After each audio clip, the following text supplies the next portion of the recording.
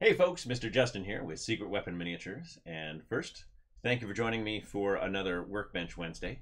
Of course, this is your first time joining. Please make sure that you like and subscribe so that you can get updates on all of the future goings-on, and to be sure to check out the archive as well, of course, for past episodes. Leave a comment if there's something you'd like to see done specifically, and I'll aim to make a video for you covering the techniques that you'd like to, well, see done. Today I am playing with a bunch of different stuff. I have several of the projects that I've been starting and stopping for a while now sitting on my desk so that I can hopefully actually make some progress on them. One of those is this fun little piece that I had started way back episodes and episodes and episodes ago when I was talking about how to effectively use cork and make it not look like cork. So we have the bricks, we have some dirt. Yeah, and I was going to finish that up today to make kind of an old jungle scene here. And the first thing that I'm going to do, we had done this last time, but I removed it, is put some celluclay in here to make a bit of a foresty ground. And the second thing I'm going to do is find a little basing bin that I left in the garage when I went to get this, but that's all right. I have some other dirt and roots here that I can use. All right, so I'm just putting a couple of pinches of celluclay in here. This is pretty much just instant paper mache. It's nothing fancy, but I really like it for the texture it provides in something like a little foresty or jungle base. And of course, I'm going to add a bit of pigment to that. So I'm going to find one of the last things I'm doing here in the studio is organizing my inks and paints again. Pretty much everything else is where it ought to be, which is nice. Those of you that have been watching for a while know that this has taken longer than expected, and we did not expect it to go quickly. So I'm adding a bit of green to this.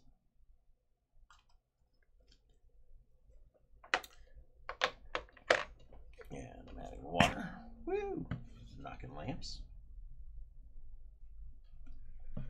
And I'm grabbing a palette knife. See, everything's where it belongs. Well, so far. Wait, any second now I'm going to be like, oh, well, I need something obvious that isn't even inside the house, like my little basin here. But that's just if I run out of roots, or don't like the roots I have on hand.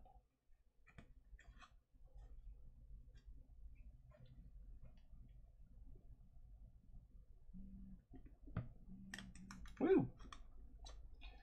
Now someone out there might be saying, Mr. Justin, this has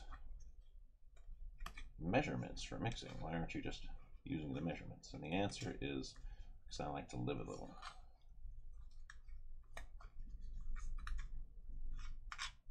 So the reason I'm coloring it now, of course, is that it's not, I certainly don't really want it to be this color green, but what I do want is something other than gray to show through if it happens to chip. Oh, skip a step. I'm going to get some PVA, maybe. As is usually the case, the cap of my wood glue is glued shut. Should be plenty. This is going to help with the adhesion of the celluclay, the paper mache.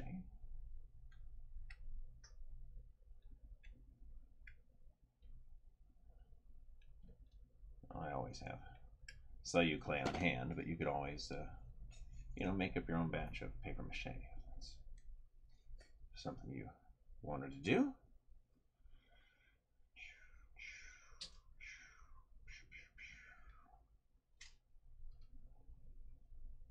And I'll paint this and I'll add additional textures to it later, but for now, I'm going to create a nice little base of rough, foresty, grassy stuff here.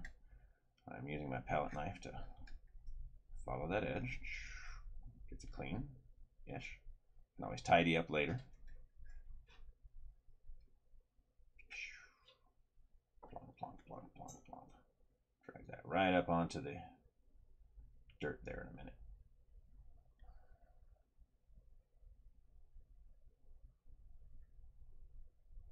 Get it off of here so I'm not gluing it to the table. Towel. Clean it off. Make sure your palette knife and tools are clean, of course, before you put them away. And I'm going to get my handy dandy old friend, the 2-inch chip brush here. Poor tortured thing. And I'm going to make some happy little trees. Or grass, or whatever it's supposed to be.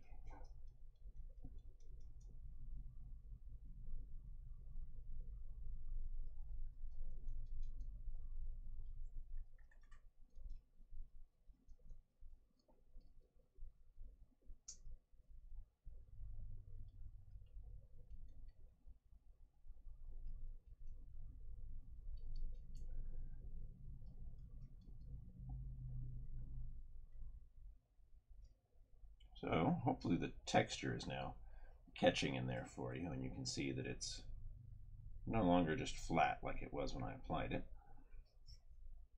And I can get in here with, just a corner and dig out little rough spots, right? Like maybe here that's more cavities or something.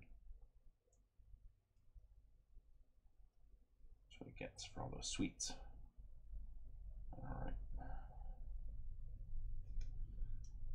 There we go. I have some texture. Now, one of the things you've probably guessed is that because this is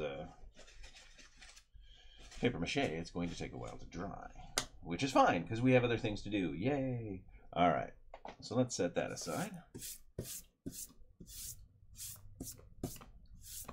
Now, if the pieces I'm looking for happen to be in this box where I meant to put them, then I will be able to make my crates, and if they are not, then I will not be able to make my crates. And it looks like I'm not making crates right now, which is fine. I will look for the shells that I'm looking for as we go through. The last little tidying here.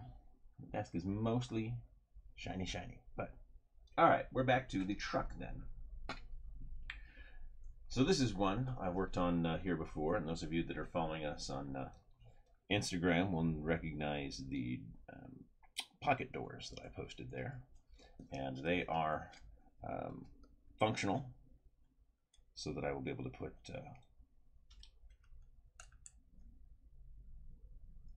magazines and trash and whatnot inside of here. I'm going to attempt my first spiral bound so that I can put an old Thomas guide right there in the doorway. Where hopefully someone will notice it. I removed the section of flashing here to put in the little broken spots where it was held. This whole thing is actually inspired by a truck in my neighborhood.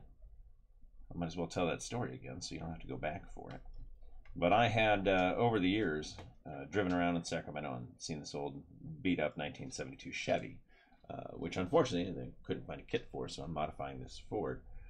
Yeah, always full of gardening supplies in the back. The hood held down with a chain. I mean, the thing was just beautiful to my eye, of course. And I have dozens of blurry photos as we'd catch it driving around Sacramento, and I'd try to snap a photo while we were in traffic and, well, without dying. And flash forward many years, start taking my son to school for the first time, and it turns out we passed the house where the truck resides 5 days a week. So, of course, showed up one day with photos on my phone to explain why I was being weird. show the guy what I did and ask for permission to take photos of his car. So I now have dozens and dozens of reference photos of close-ups on the spot of the truck, so that I can try to replicate them. I may need to pull some of those up, but for the moment, the work I'm doing is just well, either already started or from memory at this point, and that includes the marks here where the mirrors were. Strip that little bit off.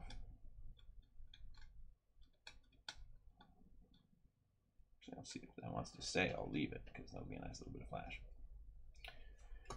And same on the bed. I peeled up some of these so you can see that individual sections here are loose. The dings and dents that you'd expect. Yeah. And same with the hooding here that I'm actually going to, as soon as I'm ready to glue it all together, Bondo. So I'll actually take some wood putty in this case and just fill it in. I might actually do that. In fact, I've just decided I will actually do that after I get to the painting part, so that it is just a gray putty. I do have some gray wood putty that I can get in here and just, that'll have the right color, texture, the whole bit. The other thing that I had done was knock out the stereo on the dashboard so that we could have the cables sticking out where the stereo used to be, and cover the bench seat in foil and emboss the texture from the seat underneath it so that I could poke holes in it. So it's going to be worn all through this edge here. But now I can attach this, glue it, texture it, all of that like it's the actual worn leather, and then poke, poke, poke, get my foil or my foam coming through the bottom there. And yeah, there we go. Now the trick for me is figuring out what I want to do next. I am actually starting to be ready to put some of these components together. I did want to look at the truck bed.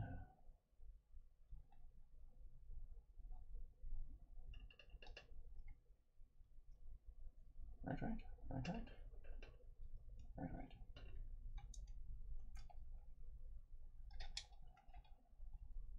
Where do you want to sit? Right here. And I'll have to pull this apart a bit because I was silly and glued them too early.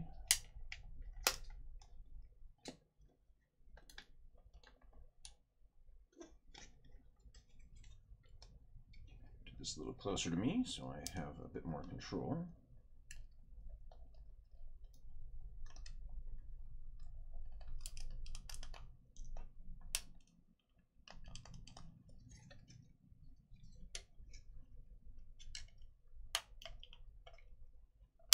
Woo! It's gonna pop out and snap me in the face. That's what it gets, or that's what I get.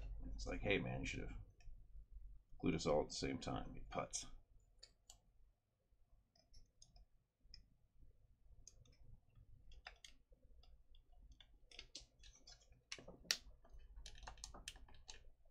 Just don't think this one wants to line up. I think they're not aligned properly. That would be embarrassing if they're not aligned properly. Oh, I know what it is. It's from heating the tail light over here. Of course. Silly me. All right. So that is that side.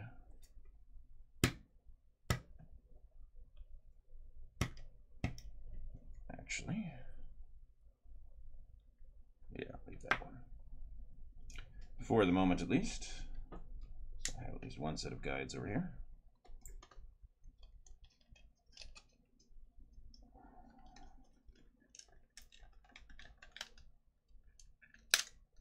You really don't want to fit. How interesting, it's not just the one side. Oh, silly Justin. Made a rookie mistake here. Alright, there I go.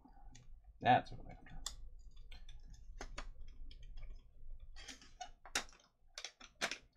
For now, the dry fit works. Now, one of the things that the truck in my neighborhood has are the hinges up here actually hang down the back. And for that, and would you hand me a sheet of my brass, please? Have to kill yourself. Yeah. Where's your brass? Drawer up from the bottom.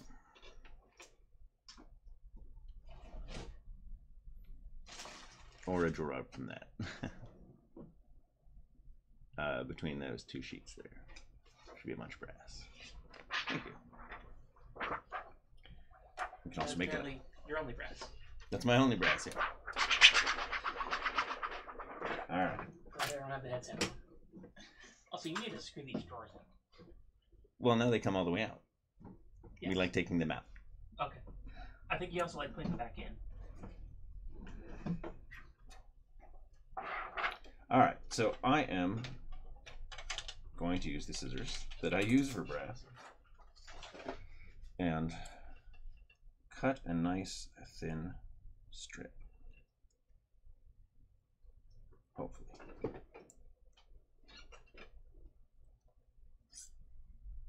It's thicker than I wanted, so I'll try to taper a bit. I'm going to straighten that out.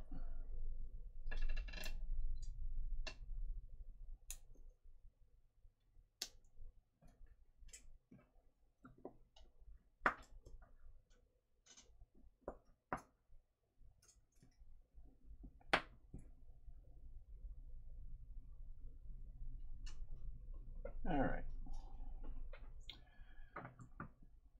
Now the scale may not be perfect, but I do want these to be clearly visible in the back, so I am going to cut right here, use this as my strap, and cut that about in half.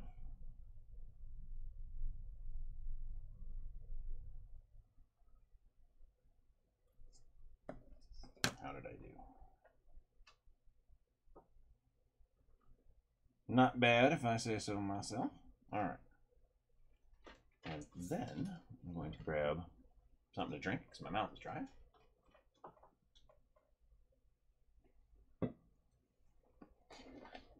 Move the base because it's in the way of all my little pokey tools. And I'm going to poke. Poke.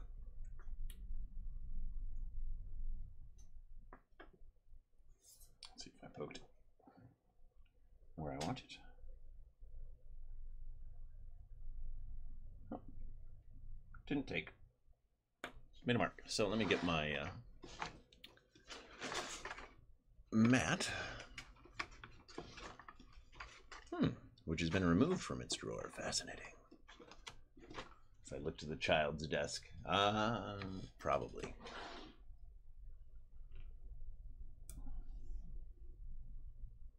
Let's do one right there.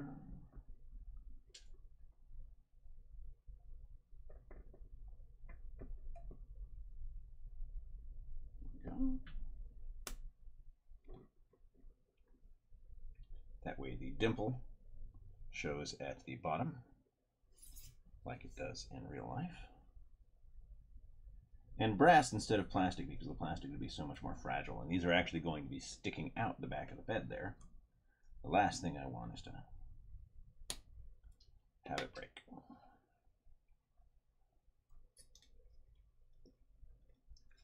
Yeah, I will have to adjust some of these components here. Looks like I didn't square this off properly. So I will re-glue today. That should do it. Oop. Unless it's upside down. There we are. So now these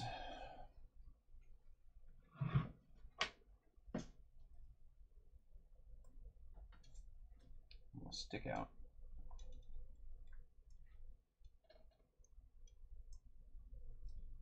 Do it on this side where I don't have a little pin. Right here. So So I'll get that between the two before I glue everything down. But now I have the little pieces that'll stick out the back. I'm going to set those aside. All right, so that is this pretty much sorted. I do have the wood bed that I'll put in, of course, after it's painted.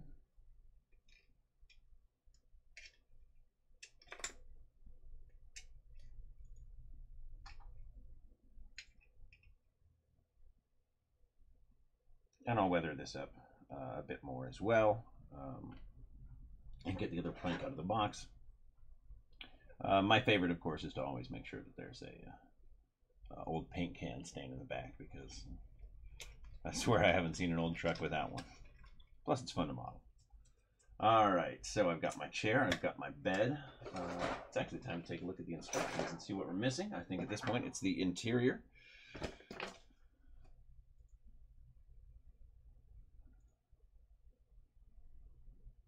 And all of the tail finishing, bed finishing. 5, 6, 7, final assembly, yeah. How about that? I will need to go back and do the chassis because I didn't bother with any of that. I'm not going to be exposing the engine on this one. It is going to be closed. One of the fun things about that is that I get to keep the engine for other projects.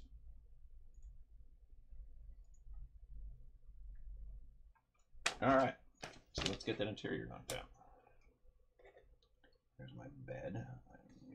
Not on top of the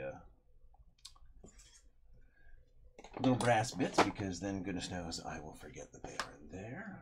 I will want my hobby knife. I will want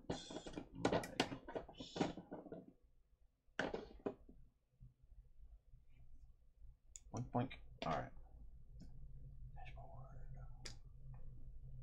Oh, we're going to need the dashboard. All of this attaches to the bottom of that. All right, pedal locator, 59. Let's do some stuff.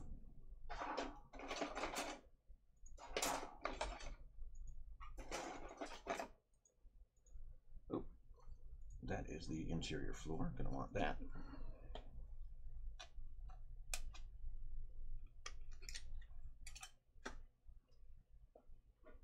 And of course, a lot of this will get painted separately and assembled only when all of that is finished, so that I can get to things like the seat without having to try to reach through the window to go.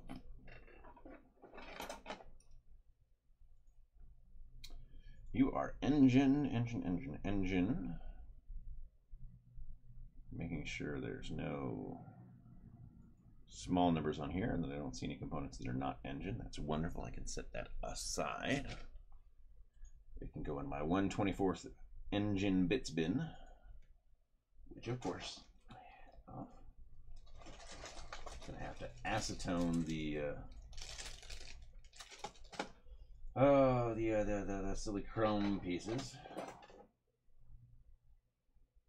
Now where did I overlook the I overlooked it here, because there's the steering wheel. Oh, light colored plastic in the numbers. 6173, so not that one, but I don't see it on here. There's the steering column.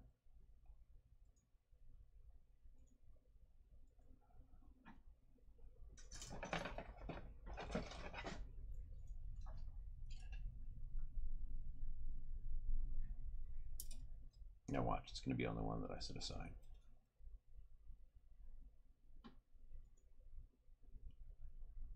Nope, 27.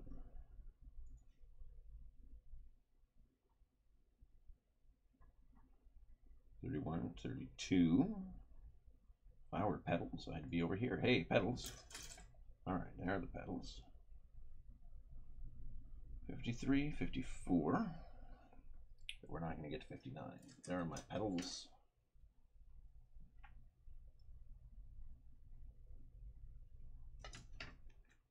Part of the steering column.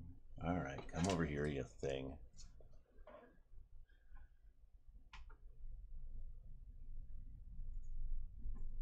Engine. No, I was right the first time. Well, good. Maybe we're missing a frame, and that would be exciting too. No, I'm kidding. I'm just old and overlooking things like every grumpy old modeler does. Because, of course, the one piece I'm trying to find is, of course, the pedal locator. Okay, it's not already on there. That would have been sad making. It's rectangular, it's flat. We're going to spend an hour and a half looking for that. Someone out there sees 59 on here, by God, holler. They didn't make this stupid thing chrome, did they?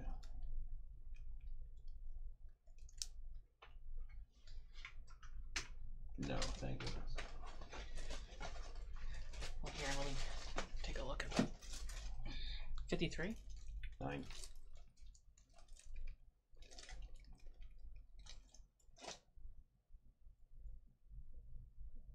I want it to be this. Hey, I did find it. You did? Yep. So you just needed me to come over and look at the wrong frames.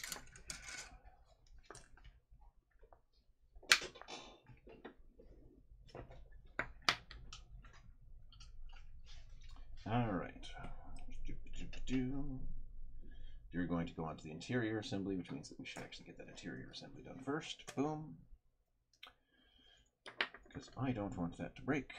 Can I do the pockets? So how do I feel about doing the pockets now? I'm pretty okay doing the pockets now. What would I need to get to? What would make that hard to get to later?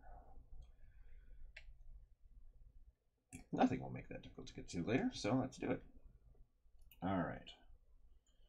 So the seat first gets some attention from PVA.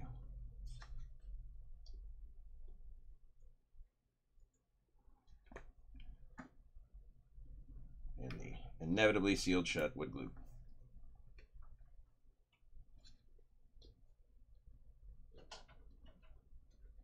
And this time I'll aim to keep that from happening. A bit of preventative maintenance. There we go. All right. Paintbrush. A bit of water. Lord.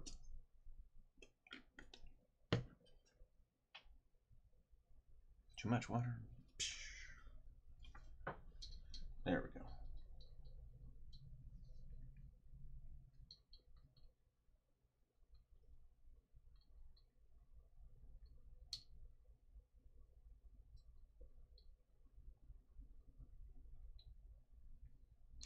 I want to make sure there's a nice, fairly even coat everywhere.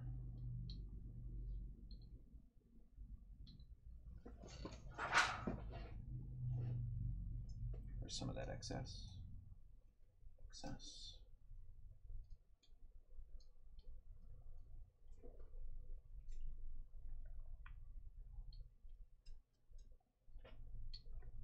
Now see, today is already a better day for having a model under hand. Brush the other.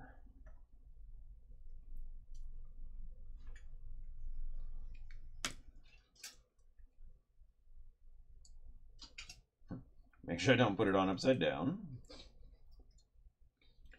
Oh, the stories I could tell, which pretty much start and stop with, yes, I've put it upside down before so many times, it's not even funny. But now that I have it in place, I'm giving it just a very gentle rub. I'm actually going to come back, not with a harder burnishing tool, but with a simple cotton swab.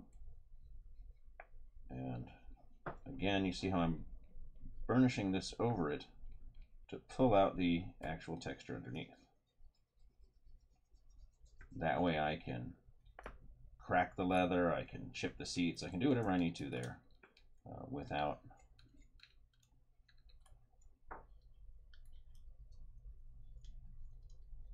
having to do as much to the actual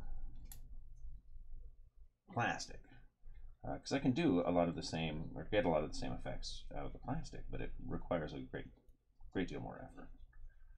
The other thing I can do with the foil is intentionally wrinkle it. At the moment I'm trying to get those wrinkles largely out, But I can come back in and will, just a minute, put some of those back in, particularly here at these edges where it's going to be worn. I can already start to mess with the texture here. Right there on the divide. Oh, yeah. I'm going to go ahead and leave that nice for the moment.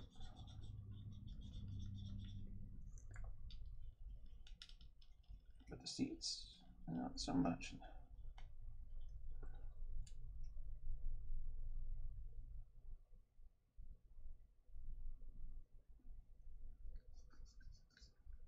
This will also help it get into the recesses with the glue so that it's going to stay everywhere I want it.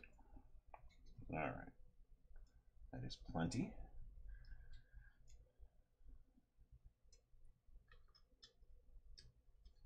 Make sure I understand how that fits.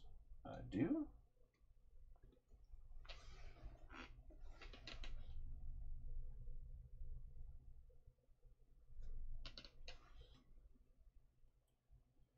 If you got a pile of foam, man, you know it, clap your hands. All right.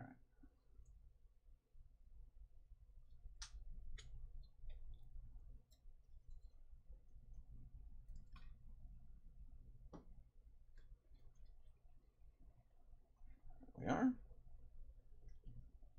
Ubiquitous wood glue.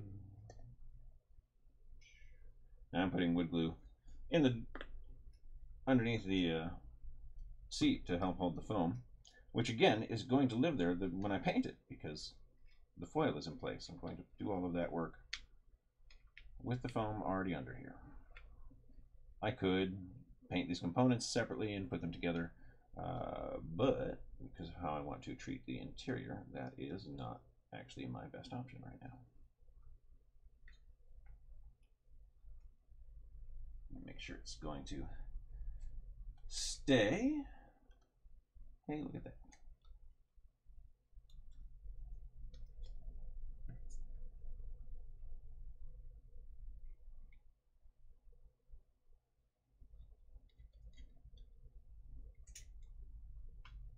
Perfect. And in this case, I'm actually going to use some cyanoacrylate instead of the MEK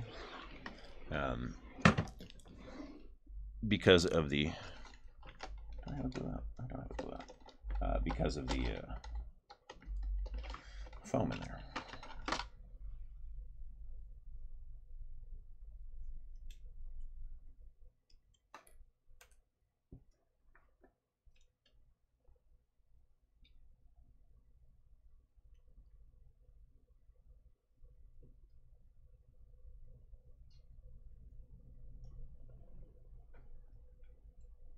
Oh, good. It's crooked. That'll be a giant pain in the butt.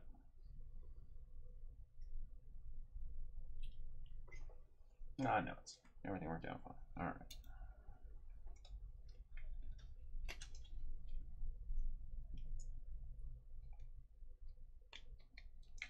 Foam back in there. Get the seat back on there.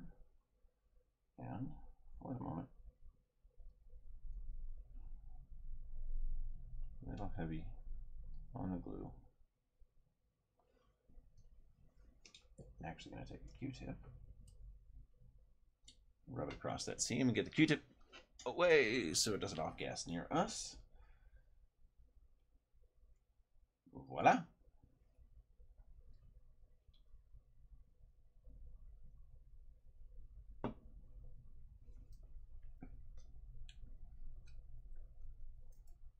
And I am not completely covered in the foam, which I have to say is probably the most impressive thing so far. All right. So then the doors go on the door things. Oh, hey, look at that. A problem I did not anticipate when I was building my little door baskets is that they interfere with the placement of the seat. Well, bollocks.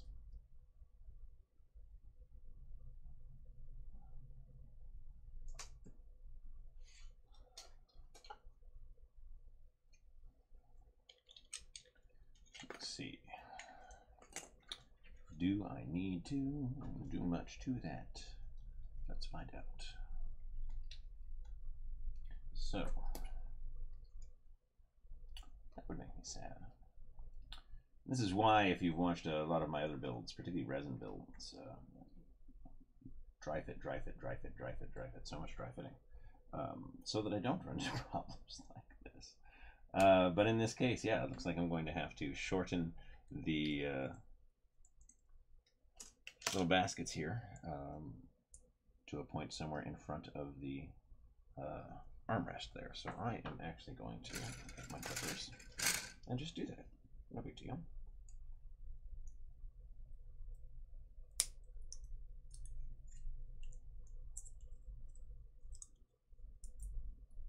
If I need to touch up the section of basket over here, I can. So there's a wire underframe here, so I'm actually just carefully bending that forward. I'm going to trim it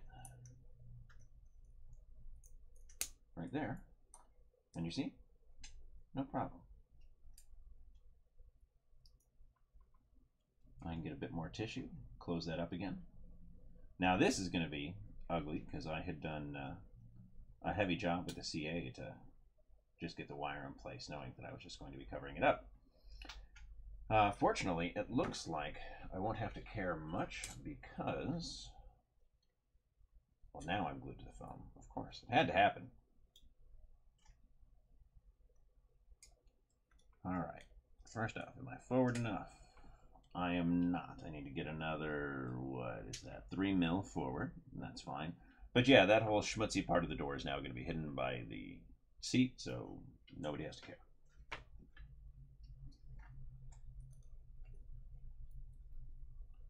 Measure twice, build once, Justin.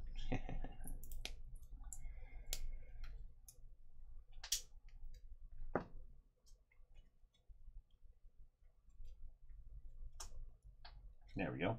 And I can still get some goodies into that pocket, and they'll still be visible. So that's, you know, that's fine. That's going to make me happy. Now, let's toss that bit in the rubbish.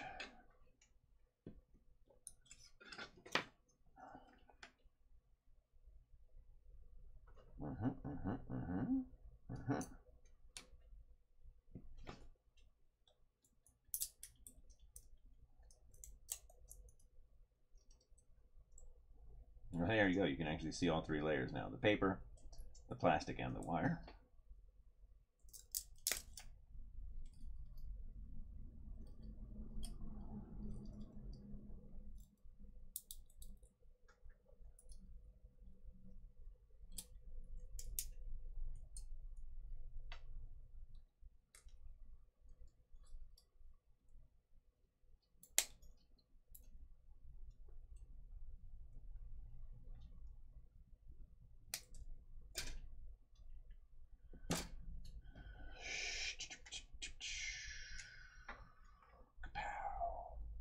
There we go. Fix this section of seat right there. Good. All right. Well, now that I have undone that work, it's time to redo that work. So, do not move the little brass pieces. Frames out of here. Get this, get that. Need a little bit of water. Need a little bit of glue.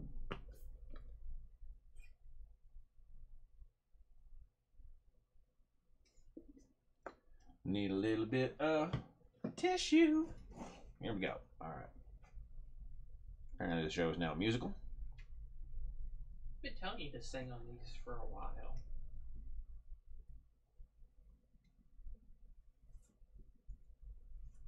I am just doing my best to carefully reinforce that seam. Actually hit it with the bottom of my brush here.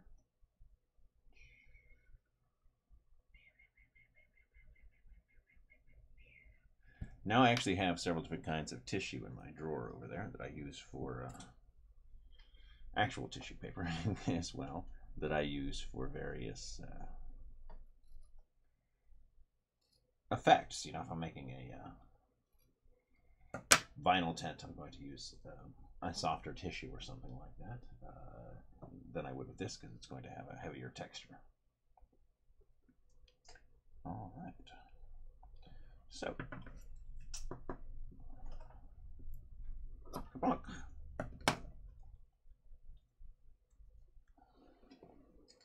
Kermix.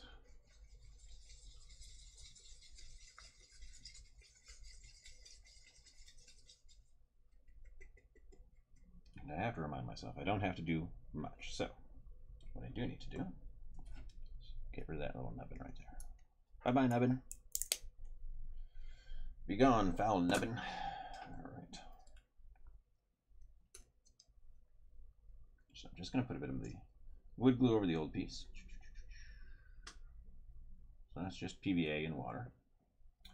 And then I'm going to take this piece and I'm going to just fold a small section of it.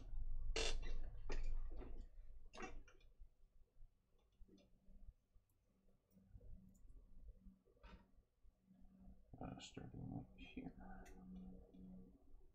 Come on. It's wet on the card, or on the cardstock here too.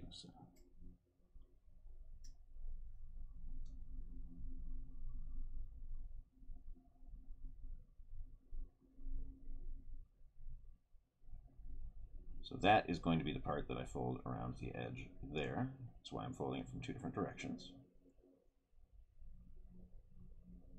I'm having a hard time with it today.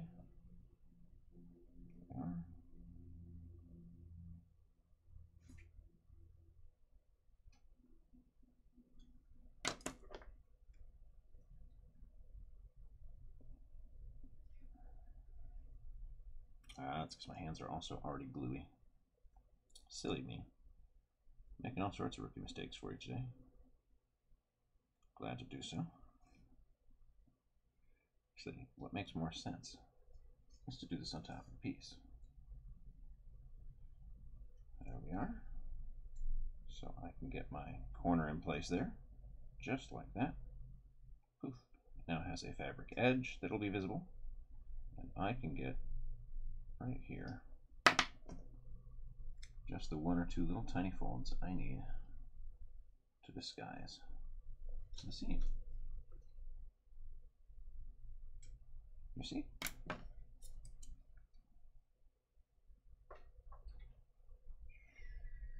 Boop.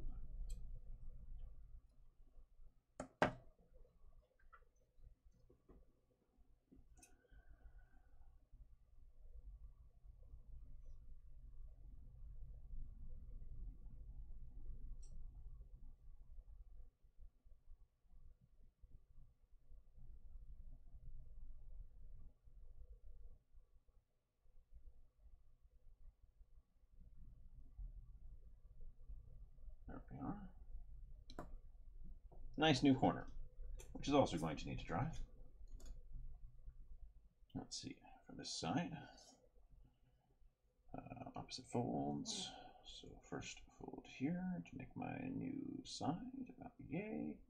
And that's where I went wrong last time, was trying to do it all wet. Silly me. I've been away from the hobby table for too long, clearly.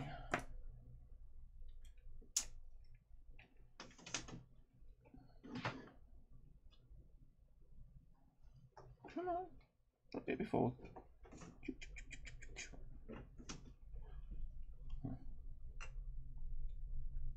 Folding makes me think of all the shiny new love for Marie Kondo and all the great memes that are going around about her comment on having only 30 books in the house. And I've seen so many of those now, as you know, only have 30 unfinished models. And even with that one, you know, all the folks are like, that's per subject, right? There we are. Greater effort today than I feel it should have taken, but I have my folds. I have it cut to length. I have it. That's my direction. Oh, yes. In place.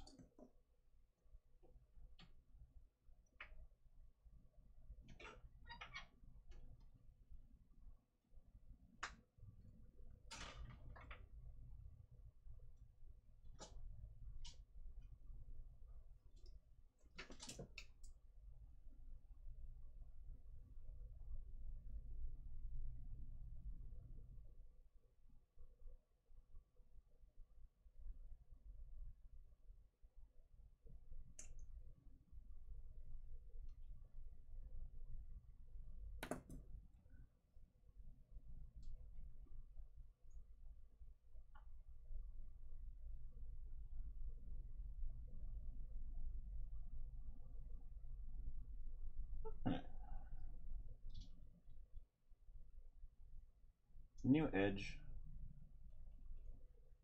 Those are good to go. So I can go ahead and lock some more of this down.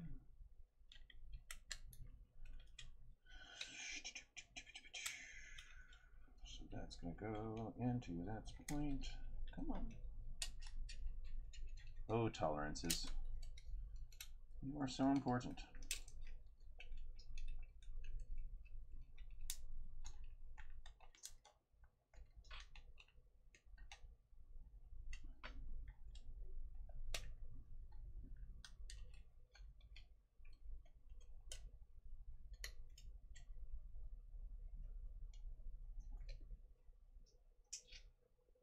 Yep, that's what I thought. You're supposed to square this up, but it's supposed to square it up by fitting in that notch and locking it in place. Of course, it's not going to do that. Oh, wait. Did I speak too soon? Was I too impatient? Come on, you can do it! Yay! Good model.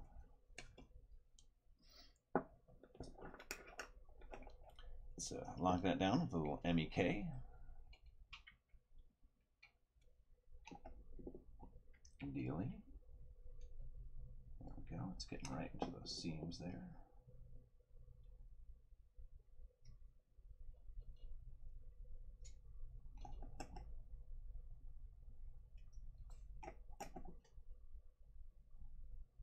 Keep it away from that foam. And we're good to go.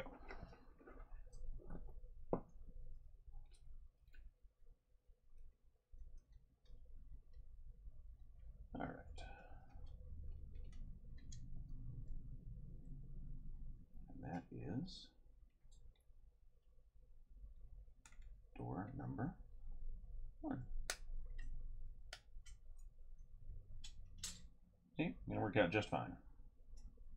All right, so let's get MEK on that in advance. So there's gonna be a little bit of tension on these.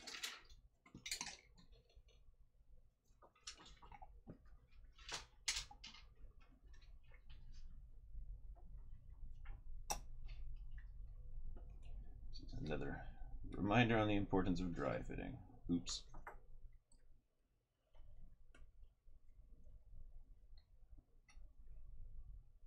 Right. What's behind door number 2?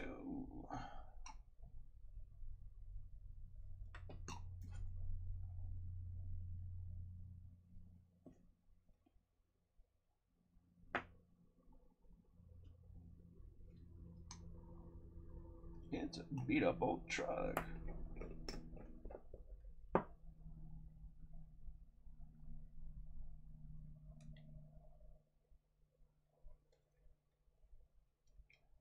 But I'll tell you what, it's really nice to be working on my preferred subject again.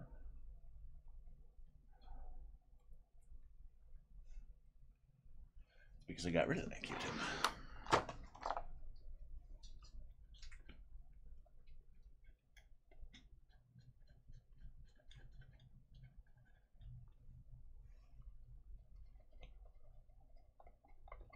Hey. A bit more glue at the top, it looks like.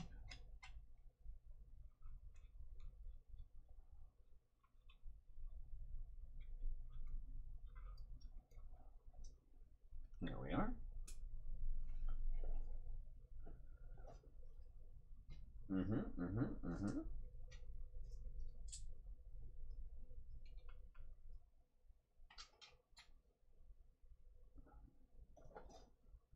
Now the wires for the dashboard I will be able to do after the build. I will actually use colored wire, little teeny tiny colored wires, instead of painting it and putting it now. Dashboard really fits just right here. Oh yeah, I guess that's right. All right, look at that. There's our dash. There's our little pockets. Little pockets are going to stay. They made it. They'll get the maps and whatnot in them. It's going to be great. We'll have the wires coming out of the dashboard there.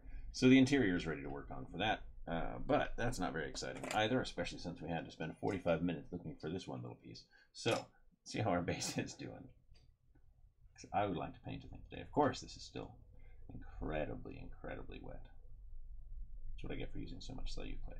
But it's good stuff. I mean, especially now that it's starting to dry, I can really get in and pick up some texture.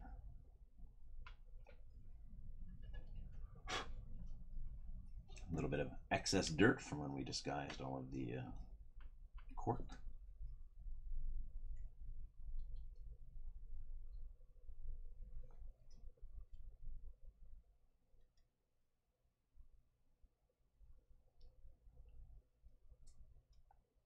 So that'll make a nice foresty base when it dries, 3 weeks from now.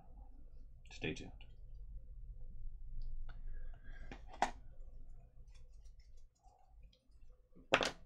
In which case, it's time for me to just paint a thing. I've got to go nuts and paint a thing. And I think I have just the subject, because I have a conversion on my desk that I painted a long time ago. And yeah, so this is my little Chimera conversion here. Or is this one stock? This is the stock one, isn't it? Where is the converted one? Oh, that'd be fun to paint too. Or no. Yes. No. Yeah. Yeah, that's the conversion. No, it's not the conversion. I can't tell. This is the conversion. Yeah. Got it. So anyhow, it's pretty boring. It's also really in need of a run under the tap. And that'd be a fun thing to take y'all along for. But I'm not going to do that today, but I am going to paint it. And I'm going to start painting it by giving it the equivalent of a run under the tap.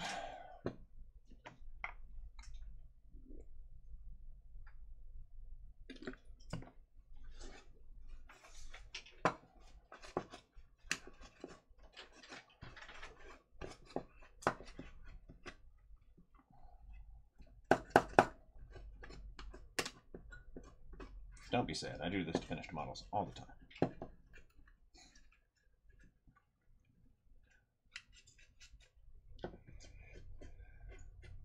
And a quick shout out to Jeff Wilhelm over at Dragon Forge. He actually sculpted the army badges for a buddy of mine, Bill, and I got permission from Bill to use them for my army as well. Some of our brass letters and numbers back here. All right. Let's find another big brush that doesn't have a bunch of green on it. Good. I like that. You come off too? Woo! Not only will you come off, you'll come apart. That's fine. Shell casings. So you might understand right away why I'd want to come back and revisit this project, because it's pretty cool. But yeah, do not open if engine is running. Yeah, all the decals are great too, if I say so myself.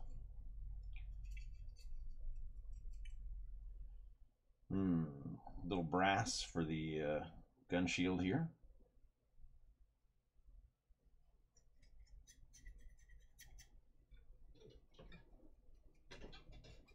Oh yeah.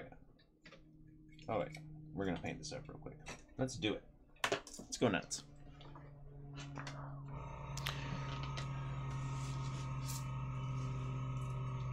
Excuse me, truck. I don't want to paint you yet. I can't wait to paint that truck though. Bring out the reference photos to share with all of you. It's gonna be a real treat. For me, at least. I hope that you'll come along for the ride. But I am excited about that truck.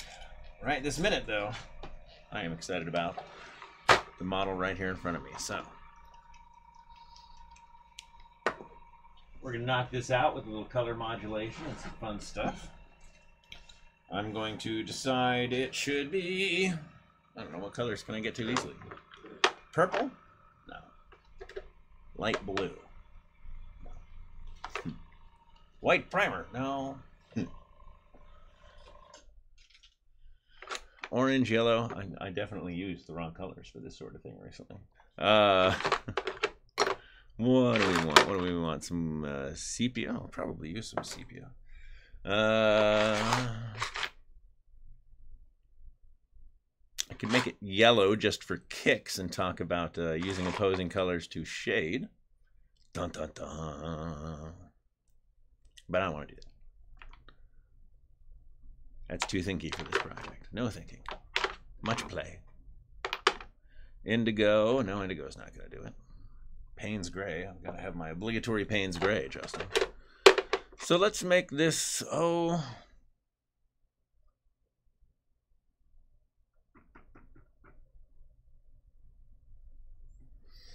tans or greens, or even blue, folks. Let's hear from you guys on what you think this should do. While you're doing that, I will check to see if there's anything else in here that needs to be tidied up before I start. I do.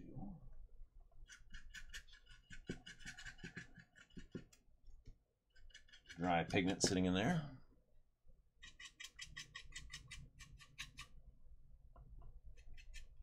All the little handholds, that wire that went onto this one.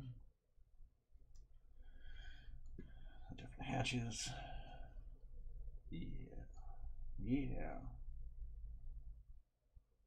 I will miss the decals. Even had the little arrows and everything in place. It was great. But the model itself really needs new love. Look at it, it's shiny. Let's not make it shiny. Alright, well, if I haven't heard anything yet, I'm going to go with some urban colors. So we're going to do a... Just suggest blues. Blues?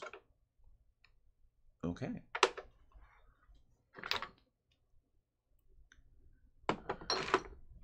I will do that. Payne's Gray and the white. All right. This is glue, so I'm going to put that far away from where I'm going to mix paints. Suddenly put the glue into the airbrush thinking, there's my off-white. We'll only do it once. Well, you'd be surprised. Crackle medium through the airbrush makes a really great spider web, so we can get crazy.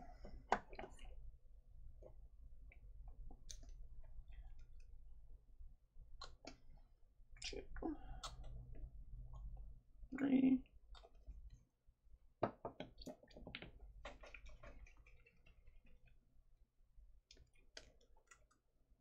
One, 2, 3. And mix. See what we get. Dun, dun, dun, dun, dun. Payne's Gray and white for my very light urban gray. So I'm going to do this in urban grays and blues here. Ooh, do I want to get carried away and do camouflaging? No, I don't. So let's not.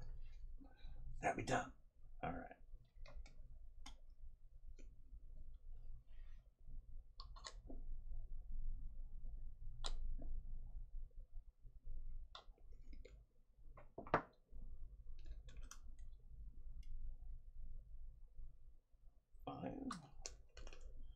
And we'll start with 2 of the turquoise to see what we get. I lied. I'm going to start with 1. I think that's going to be very powerful when it combines with the Payne's Gray.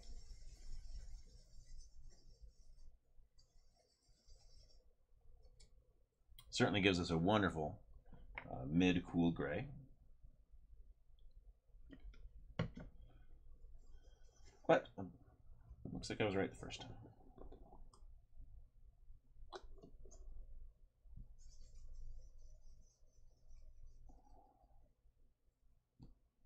There we are.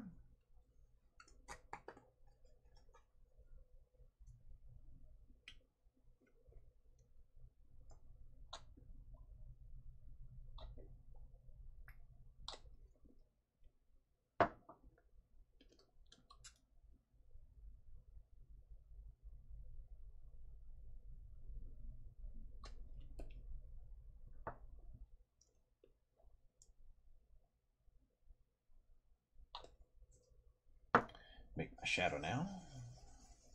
I often just mix these as I go, but today, don't want to. I like to have these ready to go so I can just start knocking it out for you. Here we are. Voila. So this is the color range I'll be working with. Kind of an urban blue-gray. And I'm going to start with a bit of pre-shading in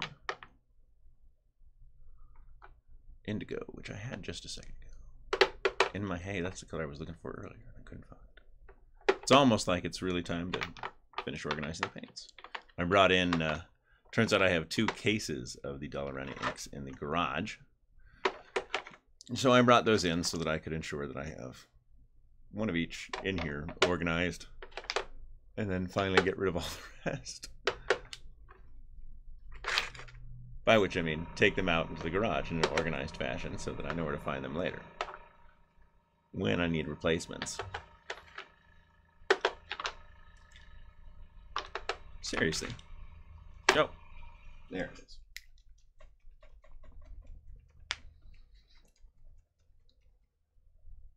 All right. So this already has the brown on it, which does present a challenge. So we are going to start by fixing that. And I'm going to fix that with some cyan, the turquoise.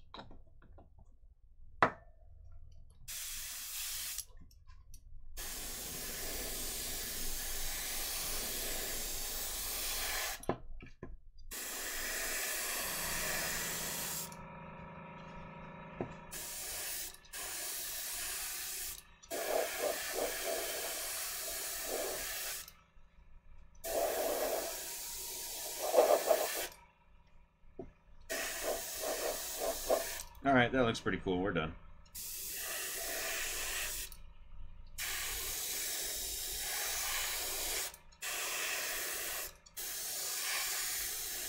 Of course, now that I've done this, it occurs to me that would have been really fun is to repaint half of it in the same scheme. Give you a nice before and after right on the same vehicle. Today I'm only clever after the fact.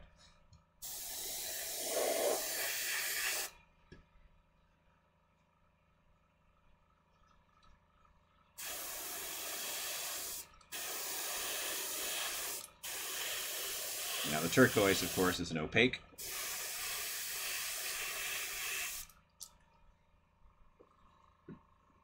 And you can see that even without a hopper, I have enough paint to get through this project, just right there.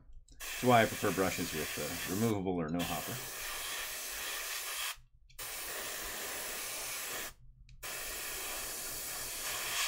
And of course, for real work, I'm using my Infinity, like I do.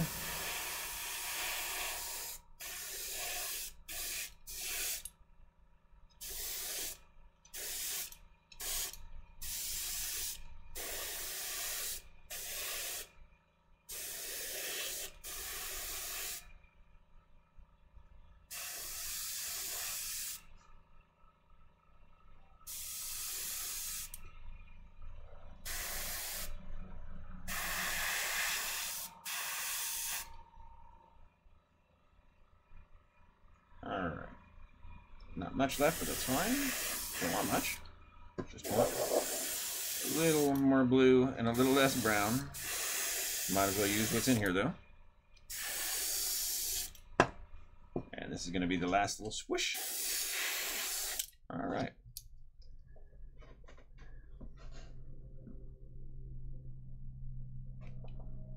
Em, would you hand me the red plastic cup over there? Oh, I left my cleaning bucket in the kitchen. Well, I rinsed it out so that it wouldn't smell. When I came here to do it today, that old paint smell, old paint and water, hates it.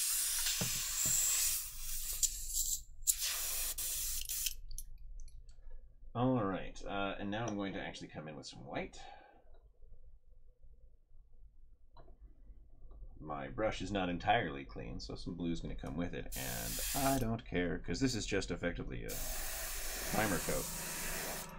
Oh, right, this one had the ladder. Look, there's one of the hooks for a ladder on the side. I'll have to fix that. Yeah, this bad boy needs a ladder.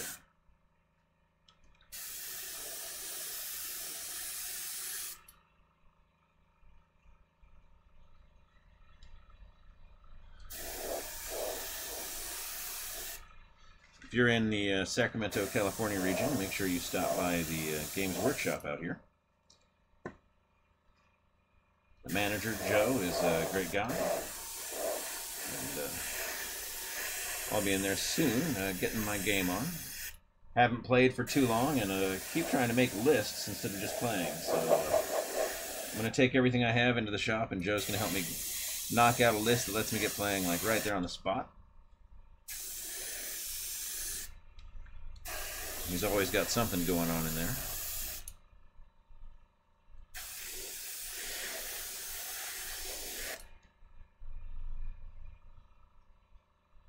Happen to remember the name of the vendor in Illinois there, Em? Just picked up our line.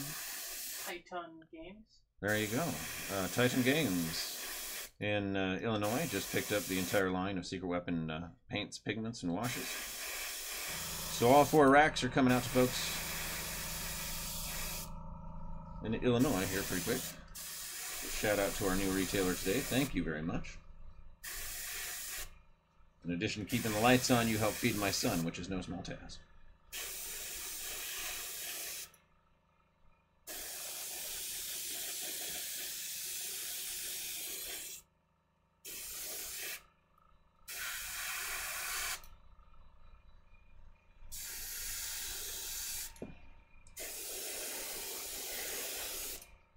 Let's see. Bob Ross was right. Every day is a good day when you paint. I've been having a rough few days myself, and you know, once you have the brush in hand, it's harder to worry about the rest of the world. We'll put her on hold for a little while, just a pause. You might know you need to get back to that nonsense later, but for a brief period at least. We live in a world of our own creation, where things are a little funnier, perhaps. Alright. Now, I have an oddly primed model. Let's make it shine. Step 1, indigo.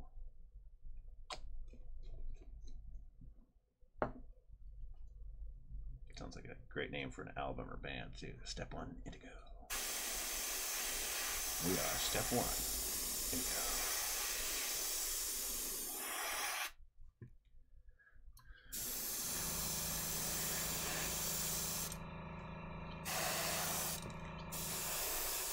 A little bit of pre-shading all over the place.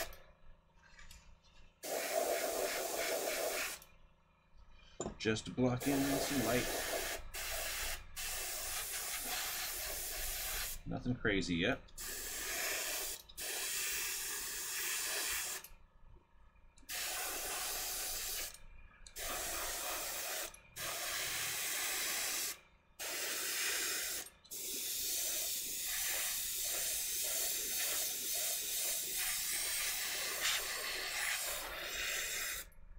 Now the bottom of that is clearly indigo as well.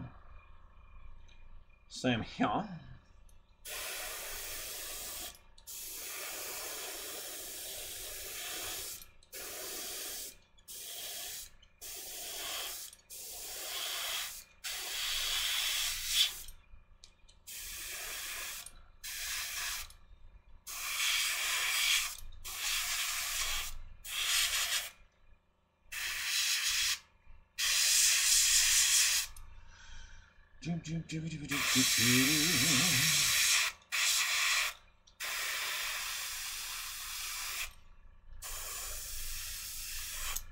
Oh yeah, this feels nice.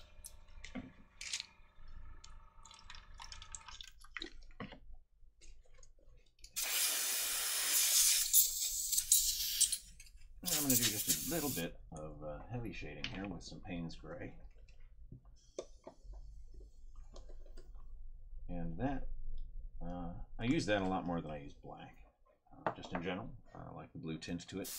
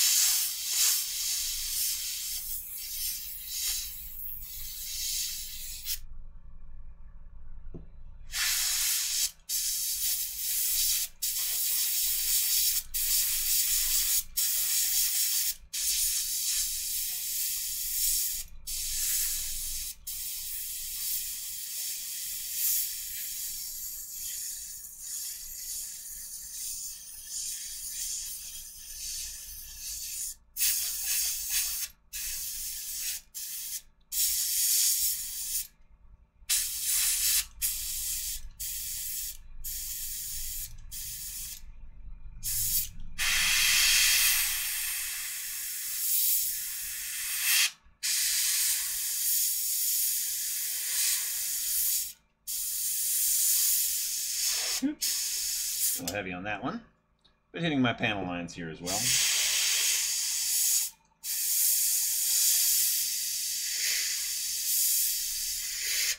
Found some water up there.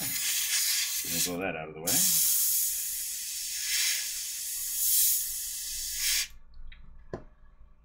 Shoot-doop-doop-doo. Gonna be nice and dark there. Right over here. Over there, and kind of right in there.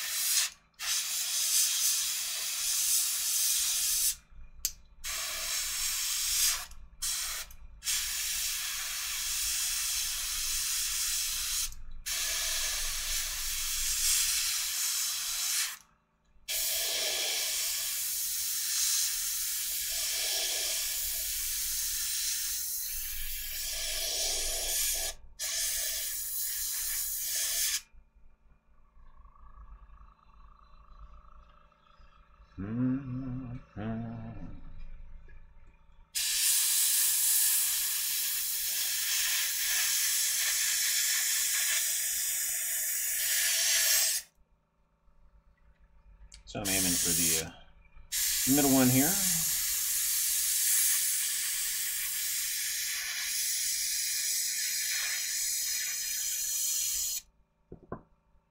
Helps if I don't hold the model as well.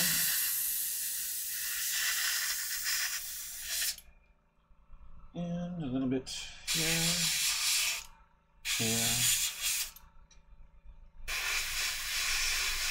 Now I'm going to do a lot of this with the color, which is why I'm doing my pre-shading just a little sloppy. I'm not too worried about how it plays out, because I'm going to do a lot more work doing the modulation in kind of a hurry as well. So I want to paint this quickly, in part to show that it can be done quickly.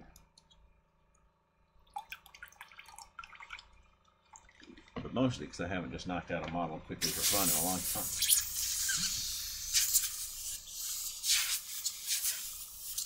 So I'll talk real quick about what we've got and what the next step is. So I've disguised all that old brown and all the tan. We now have some really rough panel lining and pre-shading.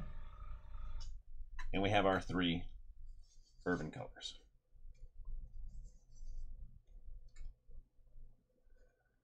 Oh, do I want to highlight down? Yeah, I'm going to highlight down. That's what I'm going to do. All right, here we go.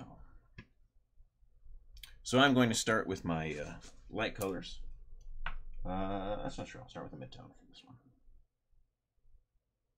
Woo!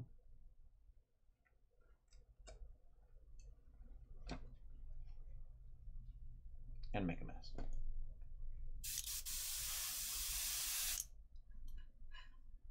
So in this case, I'm going to start taking a little more care. I'm still not masking areas.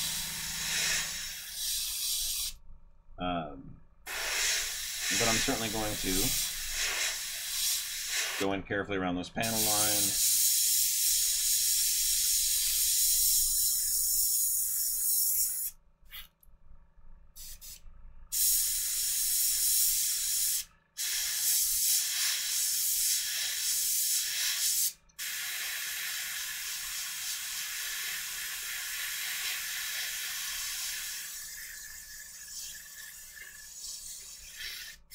Lighten up the panels.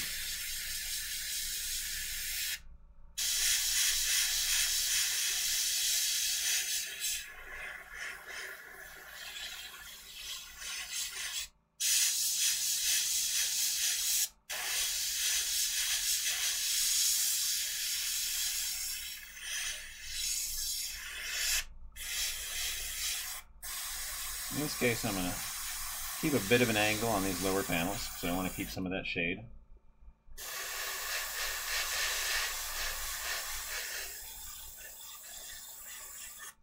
And then I'll come back and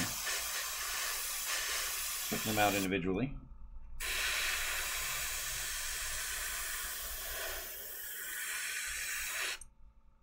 So here's what that leaves me with. But now I can come back and remember, this is my mid-tone, so I can hit here. And I can hit a little bit here. We're going to weather all this down. Anytime you're weathering, it's important to remember to come up a few points on your highlight color, because you're going to knock that down really quick when you put oils or enamels on top.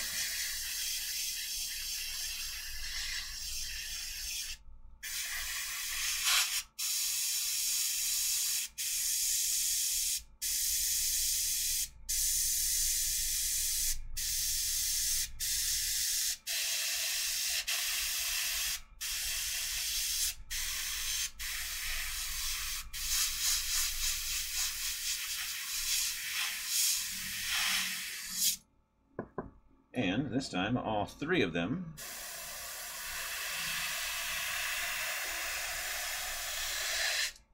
but only from the top, so we still keep that separation somewhat between them.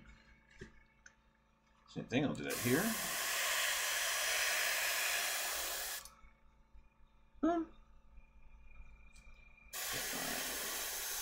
Directional spray across all of that. We got our panels.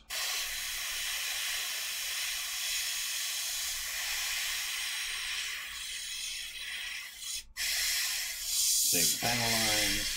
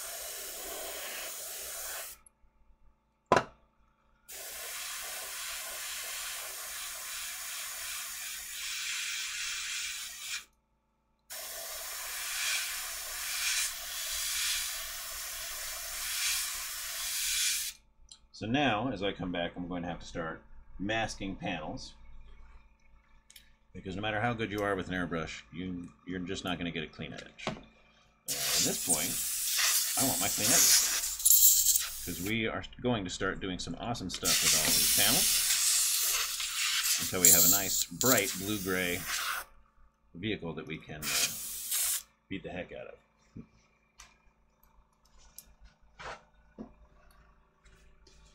All right. To do that... Nope, not Freeport Bakery.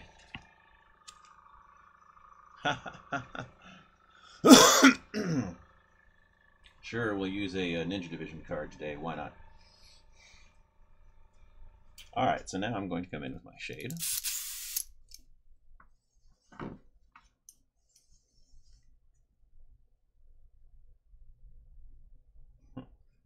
This is true on multiple levels. And I'm going to use their card to quick mask my model. There's my edge.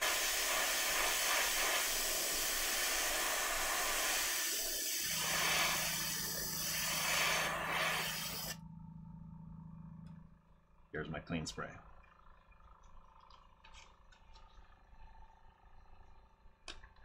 There's my edge.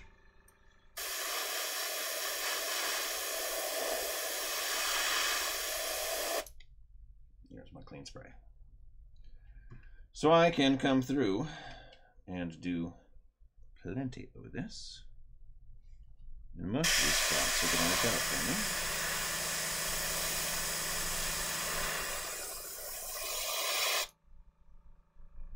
Boom. Here on this back, what's that supposed to be? So, oh right, let's do the panel here first, because I did, yep, towards the back. Because this is a highlight in this case. And then I need to...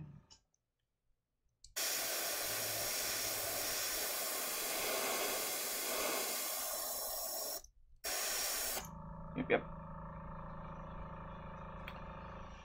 And let's do a little this action. Taking a little bit of a risk there, obviously. And a little bit of this action.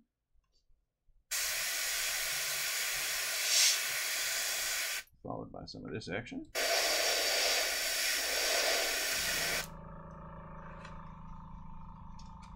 You're a bit off screen.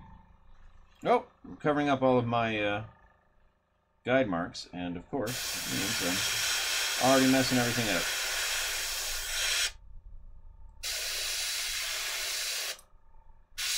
I want that line as a solid panel. Hatch. Alright, so this is going to go upward. So I'm going to go downward.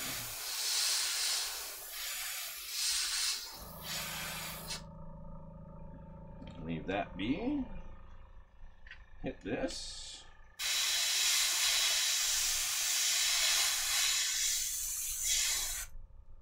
And a little bit more coming around the mountain. Right there. All right. Let's see. You guys aren't going to take a lot of this color at this point, because the other one is already so close. So let's see where we can just get rid of some of that excess blue.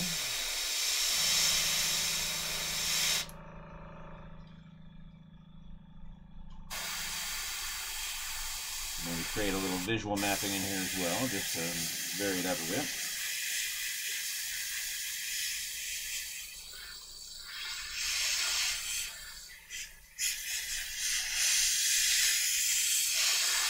And I think we've created a nice militarum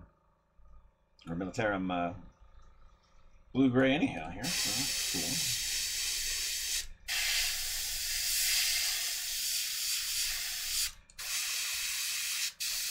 That's take out some of that. There we go. A little less blue. Last but not least, this section.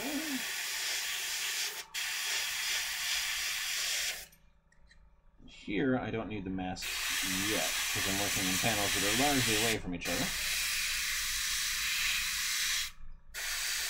But on this, I'm going to come back.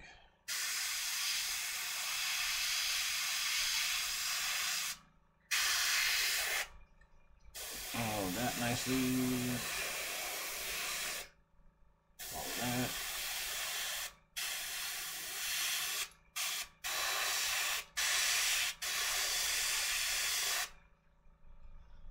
barrel.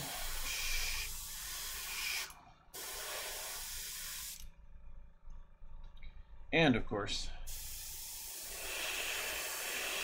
light hit on all of that undershading. It's not really going to be visible, so I'm not going to spend a lot of time getting there to modulate that. Alright, but here's where I will. I'm going to take the card, boop, put it right here.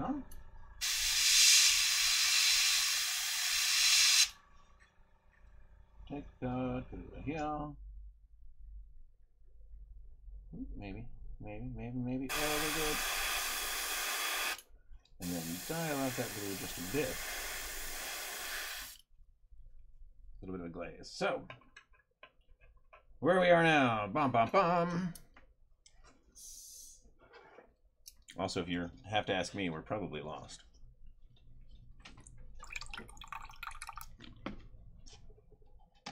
So now let's knock on the highlights and bring it to life. We can get in with more shade later to really help with the contrast before weathering. But I do want it to be right because, again, when we're doing the weathering, it's going to knock down that color substantially.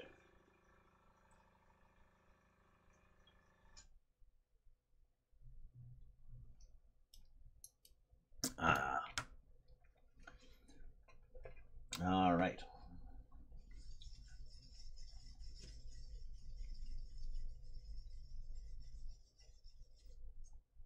I'm going to start with the most important part of a gun carriage. That would be the gun.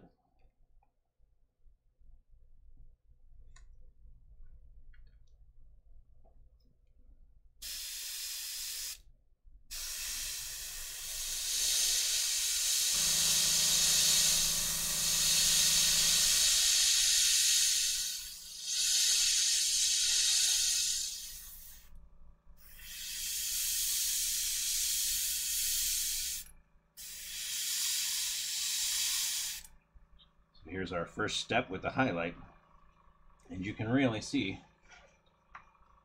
we're going really light.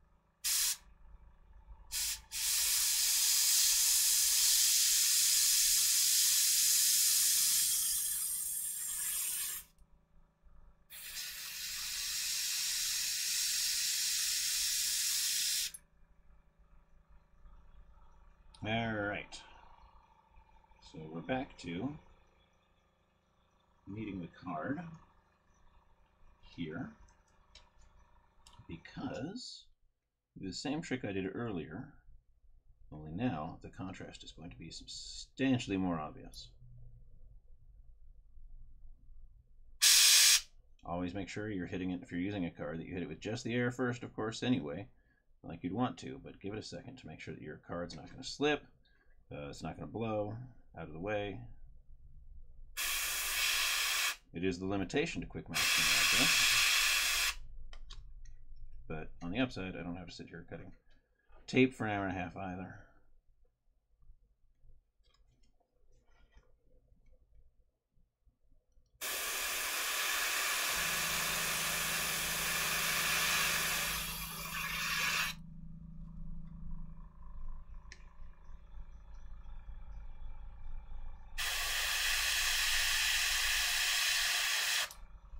There we are. And let's see. That would mean I need a highlight.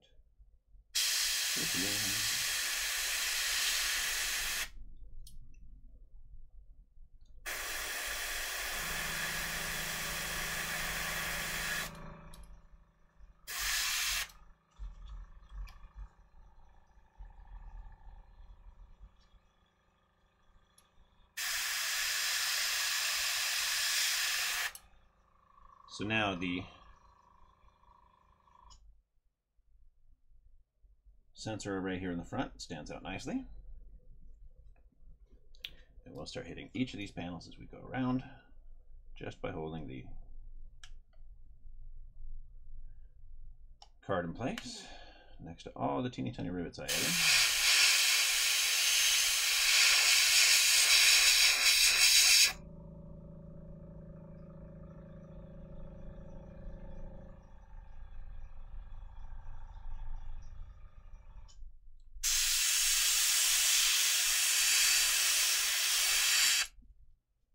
Starting to get our high contrast now. So let's see, that's going to have to go right here, which is good because it's where I wanted the attention drawn to the cupola. And then we're going to go down.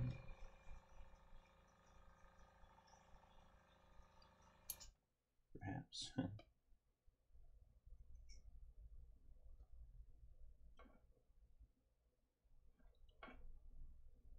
Maybe. If I can be smarter than this card. There we go.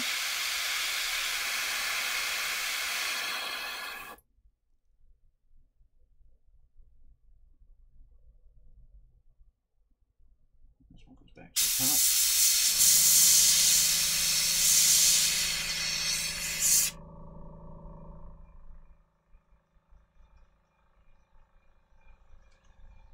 If I think there are spots where the contrast is too heavy, I can go back to my mid-tone or the highlight and blend them in a bit. But remember, we're going to lose a lot of that when we weather it. So.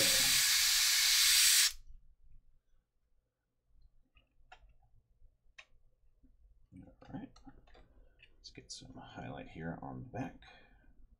Go first, right here.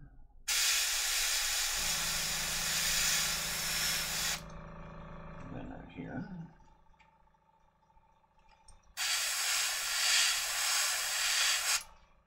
Then right.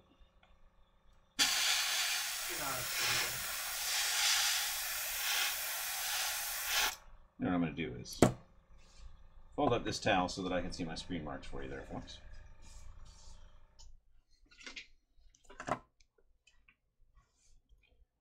Painting too close to my chest might be where I prefer to keep the brush, but it doesn't do you any good. All right, and let's see. Make sure that's going to be to the front right here.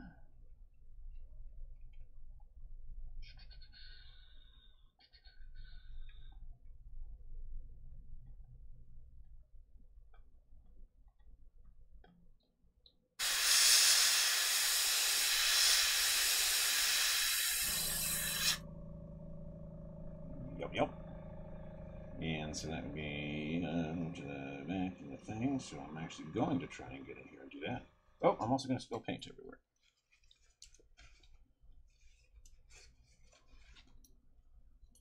That would not be a happy little accident. All right, so two right here between the rivets. Man, I put so many rivets on this darn thing.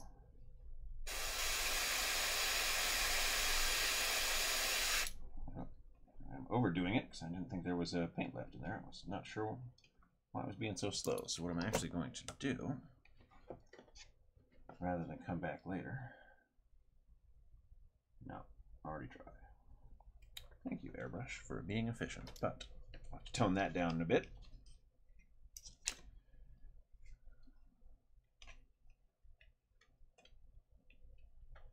Let's see, best spot for the card going to be here. Ish. There we are.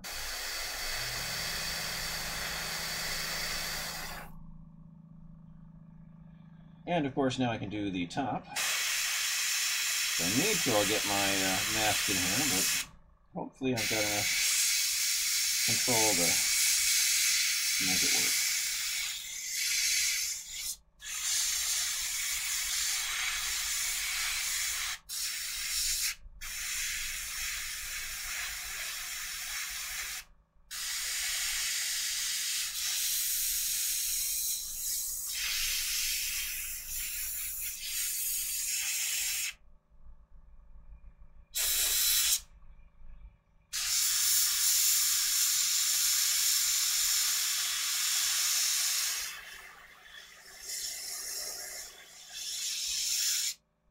that's the edges of those for me, or of the gun shield.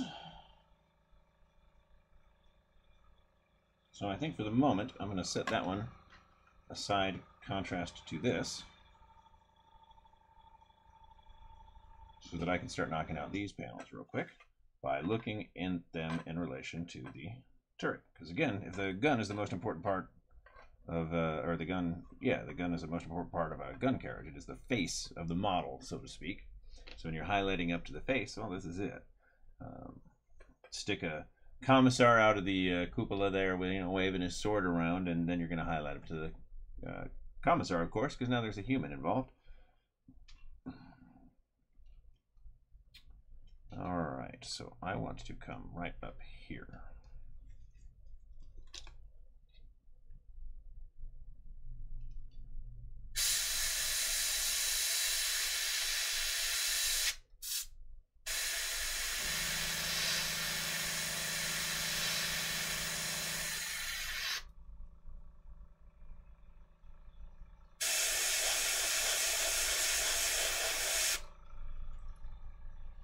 Alright, so that's that. I'm gonna need to go, ooh.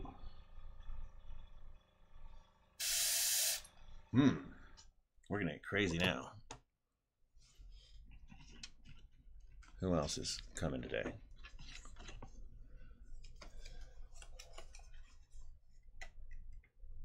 Dun dun dun. Alright, so now I'm going to hold 2 cards in place, giving me the masking coverage of 2 cards.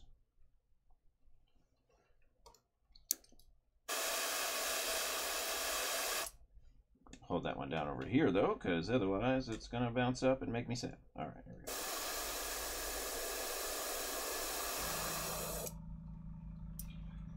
Oh, still made me sad. I got some back here. All right, that's all right. Because that comes up, which would mean that if that's up there, it's all right. We're going to do this one.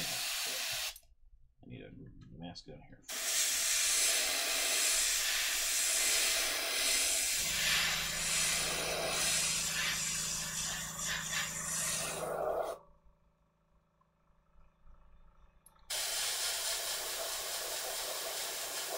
Run that right in.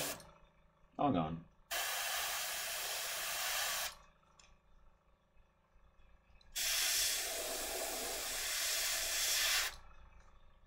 So now we've got our contrast coming over here.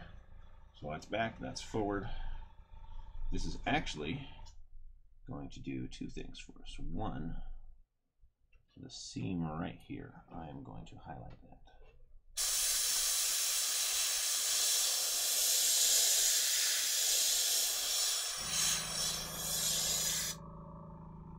Then I'm actually going to mask off the sides.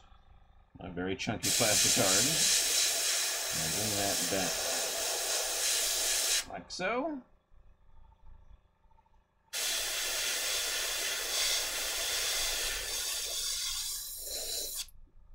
Okay.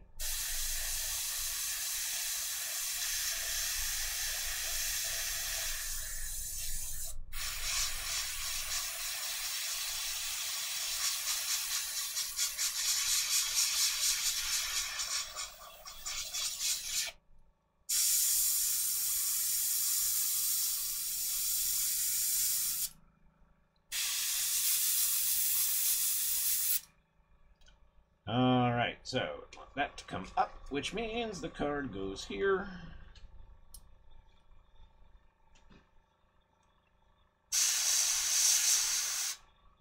Gonna have to mask it a couple of spots, so I'm going to start in the center.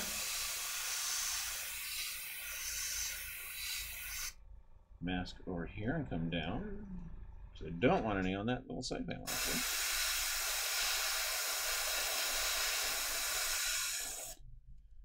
Mask it over here.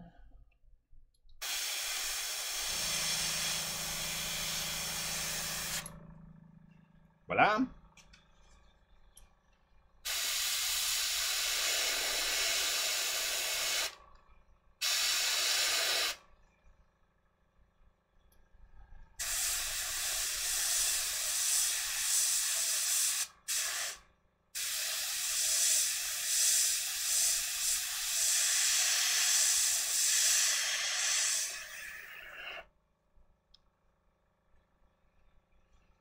And in this case, I'm just going to highlight the other little thing here.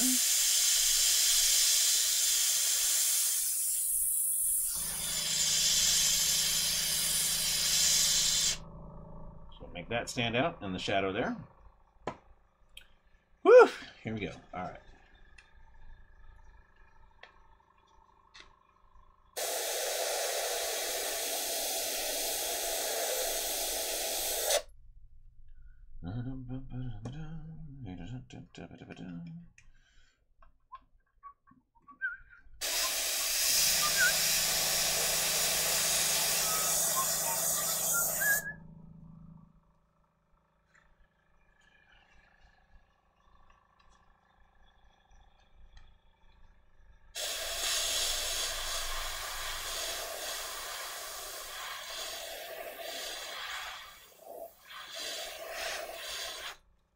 I made that so bright, I'm going to make this one brighter.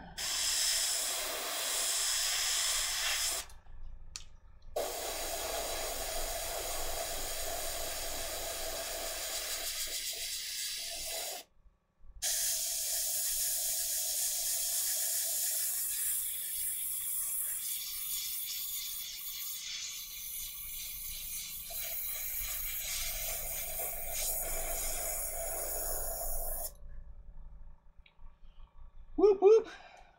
There we are. We're on the right track. Here we go.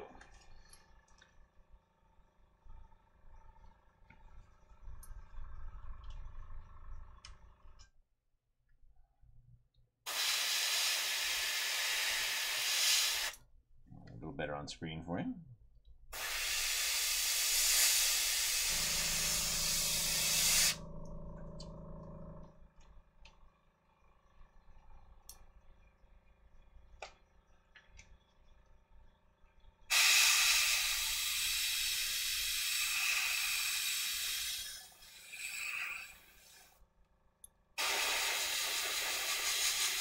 Blend this in just a little bit. There we are.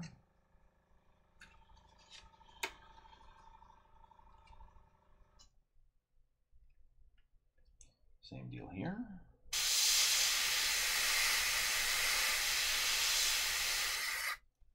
And on the top.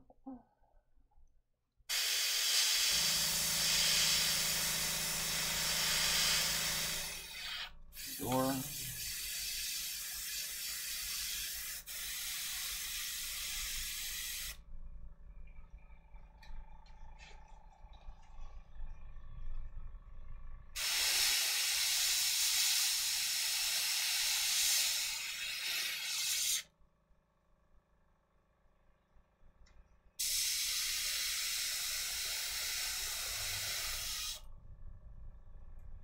Now I still know it's easy to think that really this is what airbrushes are for, is this kind of always smooth texture stuff, but it's just not true. I have my Inuit bust. It was painted almost exclusively with the airbrush.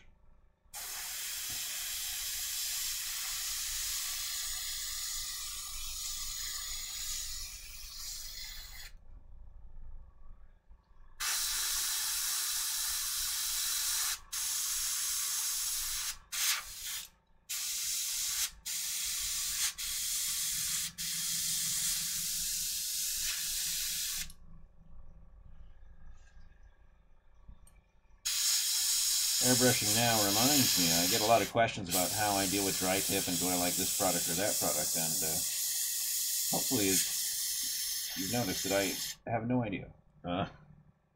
It's not something that I normally have to worry about. I mean, you've been watching me airbrush now for probably, what, half hour, 40 minutes, something like that, and probably easy to note that I haven't had to worry about any of that. So when I say I can't help, I actually mean it. There's a lack of experience, so I have no products to recommend or methods, and I don't know if I'm doing anything differently, so I wouldn't even know what to say how I avoid it.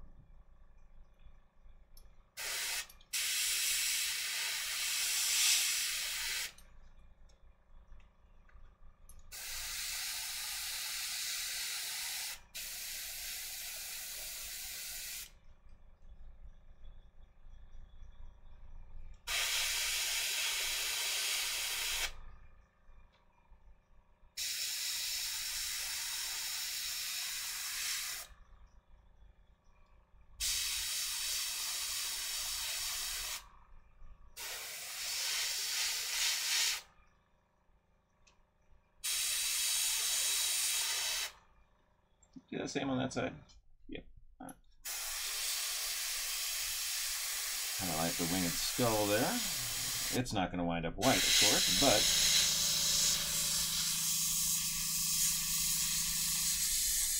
that way, whatever color it does wind up has a nice backdrop to it. All right, in the back, finally, in the back. Let's cover up that seam.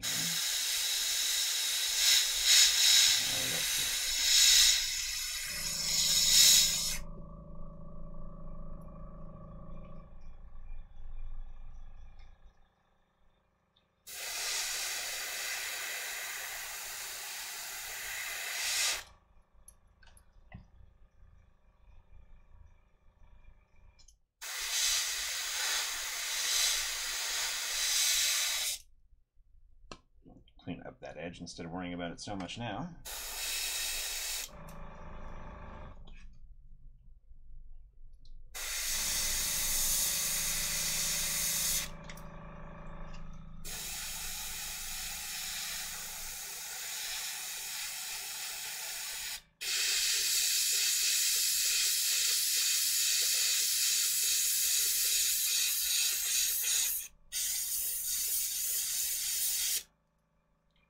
All right. It's beginning to look a lot like a very bright tank.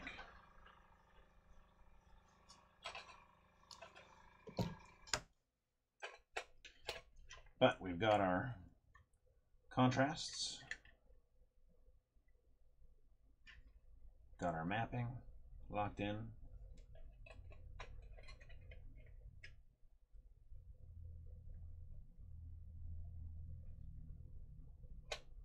And now we can start weathering and see what we turn this into.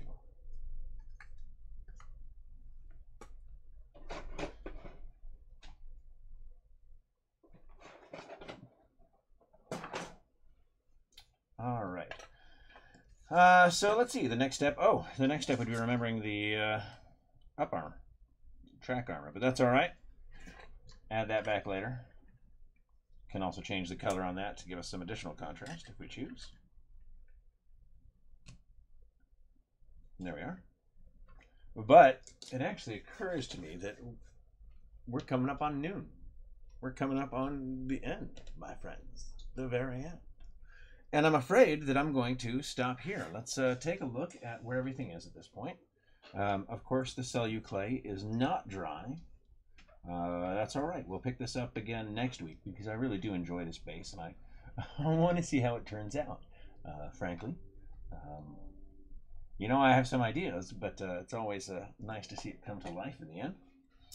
Let's see, the truck cab and the piece that took an hour to find. That's good. We got the door pockets trimmed because I had forgotten to dry test them. I got too excited by the project and didn't pay enough attention to the kit itself. We got the cab ready for the detailing next time.